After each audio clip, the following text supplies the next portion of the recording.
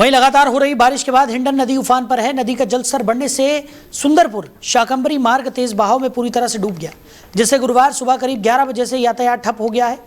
कुरडी, खेड़ा और नवरंगपुर के बीच सड़क पर पानी भर जाने से वाहनों की आवाजाही पूरी तरह बंद हो गई है। इसका सबसे अधिक असर मां शाकंभरी सिद्धपीठ जाने वाले हजारों श्रद्धालुओं और स्थानीय ग्रामीणों पर पड़ा है, जो घंटों से रास्ते में फंसे हुए हैं। मार्ग बंद होने से तहसील मुख्यालय और दिल्ली देहरादून संपर्क मार्ग भी प्रभावित हुआ है। लोगों को अपने गंतव्य तक पहुंचने के लिए कई किलोमीटर लंबा वैकल्पिक रास्ता अपनाना पड़ रहा है।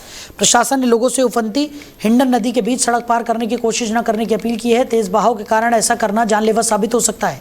बताया जा रहा है कि हिंडन नदी में पानी बढ़ने से करीब 80 गांवों का संपर्क भी प्रभावित हो गया है और प्रशासन हालातों पर नजर बनाए हुए है और लोगों से सतर्क रहने की अपील कर रहा है। तो इसी खबर पर ज्यादा जानकारी के साथ हमारे सहयोगी सुनील जायसवाल हमारे साथ जुड़ गए। सुनील, हिंडन नदी ने रौद्र रूप धारण कर लिया है। लगातार हो रही बारिश के चलते ये स्थिति बनी है। क्या कुछ जानकारी मिल पा रही है? क्या स्थिति है इस वक्त?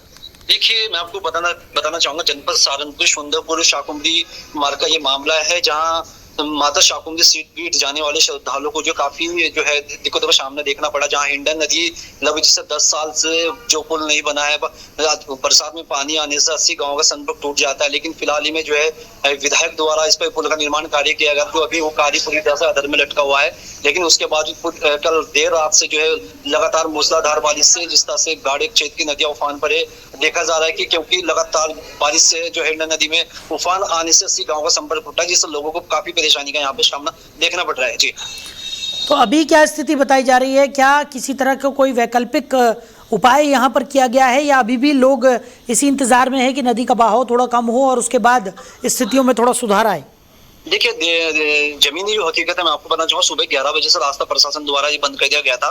और जहां लोगों को जो आसपास के जो क्षेत्र के लोग दूसरे गांव में जाने के लिए भी वहां पर उनको परेशानी का सामना करना पड़ा। घंटों भर लोग जो है नदी किनारे खड़े रहे, नदी का भाव कम हो, लेकिन उसके बावजूद भी परेशानी लगातार बढ़ती जा रही है। नदी का उफान लगातार बढ़ता जा रहा है, जिससे लोगों को यहाँ परेशानी का सामना देखना पड़ रहा है। जी, चलिए, हमारे साथ जुड़ने के लिए सुनील और इस तमाम जानकारी के लिए आपका बहुत शुक्रिया।